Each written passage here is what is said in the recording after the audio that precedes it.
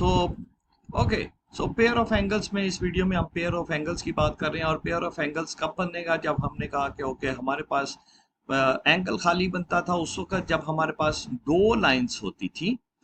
कोई दो लाइंस थी, उनको हमने जब कनेक्ट किया और उनका एक वर्टेक्स बना था, तो वो हमने कहा कि उनके दरमियान में जो एंगल क्रिएट जो बन रहा है that is basically angle, right.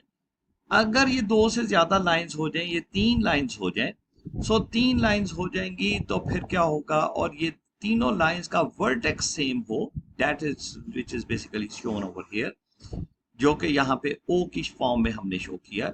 सो तीन लाइंस कौन सी है? यहाँ पे हमने कहा कि एक ओ ए है, एक ओ बी है, एक ओ सी है। सो अब ओ ए और ओ बी के दरमियान में जो एंगल बना दैट इज बेसिकली वो एंगल हमने कहा कि that is basically angle A O B है। ओ बी और ओ सी के दरमियान में जो एंगल बना उसको हमने कह दिया कि ये एंगल बी ओ सी है। सो एडजेसेंट अब ये दोनों एंगल आपस में एडजेसेंट है, कैसे पता चला? तो एडजेसेंट एंगल की हमारे पास बेसिकली तीन रिक्वायरमेंट है। नंबर वन के उनका जो तीन लाइंस मिल रही थी, उन जो एडजेसेंट एंगल्स हैं उनका बेसिकली वर्टेक्स सेम होना चाहिए। So that is basically the one line, one of the requirement is fulfilled, ठीक, कि वर्टेक्स सेम है। दूसरी रिक्वायरमेंट क्या है कि जो दो एंगल्स बने जैसे ए ओ बी और बी ओ सी में जो कॉमन एक आर्म है, दोनों एंगल्स में एक आर्म कॉमन होनी चाहिए। सो व्हाट हैपेंस के O B is common over there, जो दो लाइनें हैं दोनों में O B is common over there, right.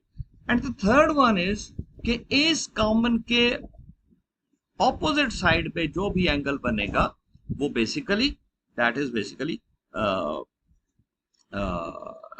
the adjacent angle, right? So all the three requirements, और ये अब आप देखें तो इसके इस OB लाइन के एक साइड पे एंगल AOB बन रहा है और दूसरी साइड पे एंगल BOC बन रहा है। सो ऑपोजिट साइड पे है। सो व्हाट हैपेंस क्या जी, these two angles are adjacent to each other. ये एडजेसेंट एंगल्स, राइट।